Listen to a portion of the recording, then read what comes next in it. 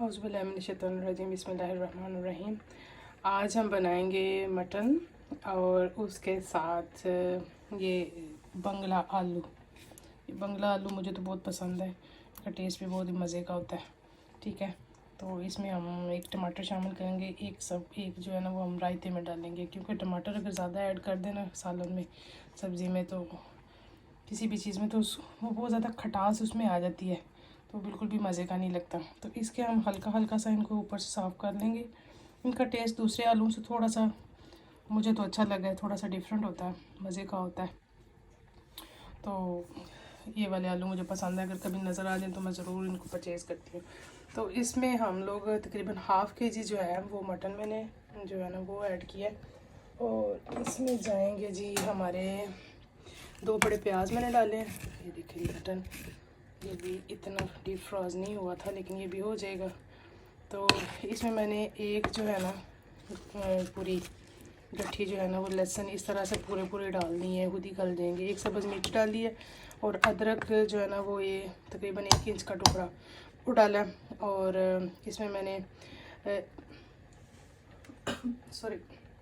नमक डाला तकरीबन 1 चम्मच, और उसमें धनिया, खुश्क धनिया हाफ़ टी स्पून, मिर्च सुर्ख जो है वो हाफ़ टी स्पून जो है ना ये जो रेड ज़्यादा नज़र आ रही है, ये देगी मिर्च मैंने डाली है इसमें कलर लाने के लिए।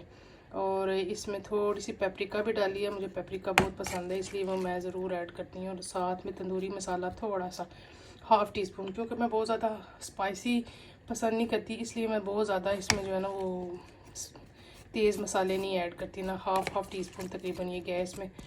तो ये थोड़े से आलू हैं ज़ाहिर ये जाएंगे, और ये जब गल जाता है इसको हम गलने के लिए, पकने के लिए छोड़ देते हैं। इसके साथ हम बनाएंगे जो है ना वाइट, ये जंबो साइज़ के चने जो है ना वाइट वाले, इनके वाला पुलाव बनाएंगे, साथ में चने वाला पुलाव, और साथ में आलू और गोश्त। तो अभी मैं इसको जो है ना गोश्त को गलने के लिए रख देती हूँ, उसके बाद फिर आपसे मिलते हैं। ये जी जो हम लोग बना रहे हैं ना साथ में पुलाव, ये सिंपल सा पुलाव है। इसके अंदर जैसे हम यूजुअली बनाते हैं, आधे प्याज का तड़का लगा के, और उसके अंदर कड़ी पत्ता और एक बड़ी जो है इलायची और लौंग 4-5, और ज़ीरा थोड़ा सा जो तड़के में इस्तेमाल किया है, और साथ में जो है एक टमाटर डाला, एक सब्ज़ मिर्च, और चने डाल के हम इसको भून लेंगे अच्छे से।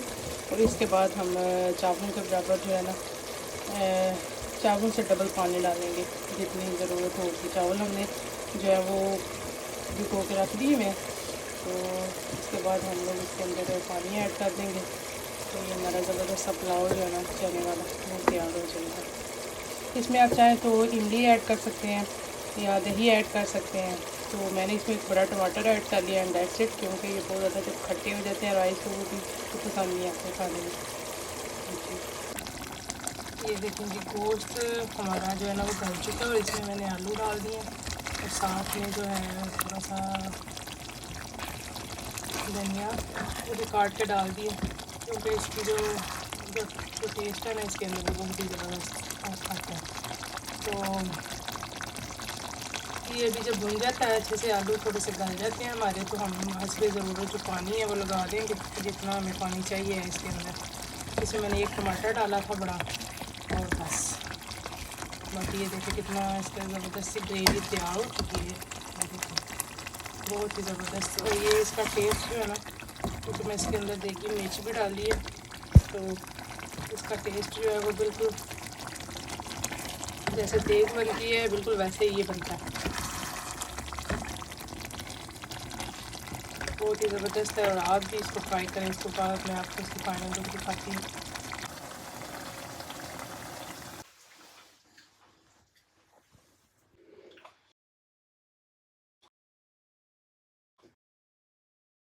चावल पकाए नहीं।